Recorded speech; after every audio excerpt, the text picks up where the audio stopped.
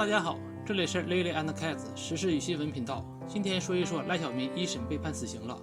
2021年1月5日，天津市第二中级人民法院公开宣判由天津市人民检察院第二分院提起公诉的中国华融资产管理股份有限公司原党委书记、董事长赖小民受贿、贪污、重婚一案，对被告人赖小民以受贿罪判处死刑，剥夺政治权利终身，并处没收个人全部财产；以贪污罪判处有期徒刑11年，并处没收个人财产人民币200万元；以重婚罪判处有期徒刑1年，决定执行死刑，剥夺政治权利终身，并处没收个人全部财产。同时，法院判决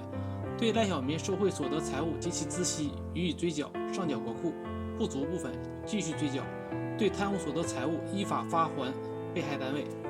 消息一出，立刻引起热议。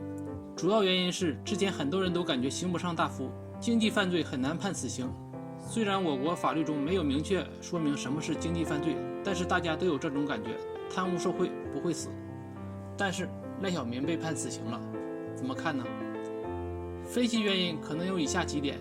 一是涉及赃款数额特别巨大，赖小民贪污数量创建国之最，大约18个亿，而公开资料显示第二名才不到10个亿，赖小民几乎是第二名的2倍。有网友给算了一笔账，总共受贿所得的17.88亿元，按100元大钞计折合21.34立方米，重量达20.56吨，可装满一辆中大货车的货柜。每天背100公斤钱上楼，需要坚持7个月才能背完。如果按0.006%的日利率计算，每天利息就10.73万元。这些钱如果换成黄金，大概是4.705吨，是不是很震惊？可谓是贪得无厌。二是监守自盗，性质恶劣。赖小民本身就是金融系统的高官，本职工作就包含防范金融风险，他对自己的行为对国家金融系统造成的危害要比其他贪官更清楚，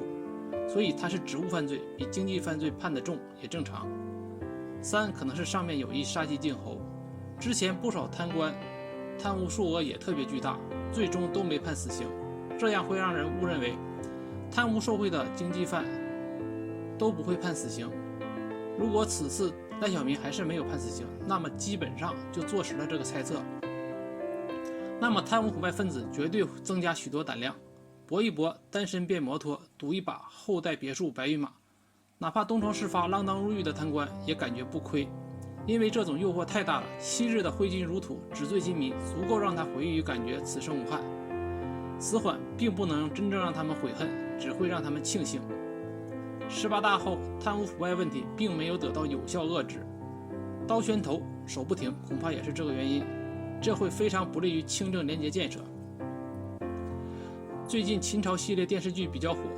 我们就拿关于李斯临死前的记载来说说。史记李斯列传有记载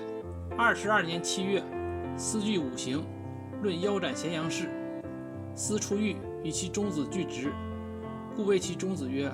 吾欲若复牵黄犬拒出上蔡东门足狡兔，岂可得乎？遂父子相哭，尔夷三足。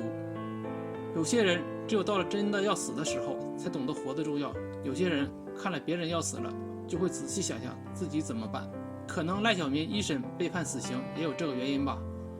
关于赖小民的传闻特别多，他的影响力不仅在大陆，还在香港。他的活动范围不仅在金融圈，也在娱乐圈，当然还有众多情妇的传闻等。这次赖小民彻底倒下了，不知道会不会牵连出一众人物，我们作为吃瓜群众拭目以待吧。今天的评论就到这里，这是 Lily and Cats 时事与新闻频道，我们下次再见。